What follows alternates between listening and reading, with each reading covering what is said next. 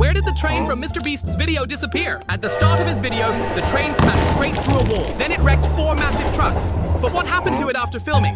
And where is it now? One blogger went full detective mode to find the mystery out. He traveled almost across all of America to North Carolina, hiking most of the way, and only reaching Mr. Beast's set at late night. There he found the exact train from the video. Lucky break! The doors were wide open, so he climbed right in and spent the night inside. As the morning came, he could finally get his drone shot and move on. But on the drive home, the blogger realized that the train was already prepared for the scrapyard. Luckily, he wasn't smashed with the train, and now no.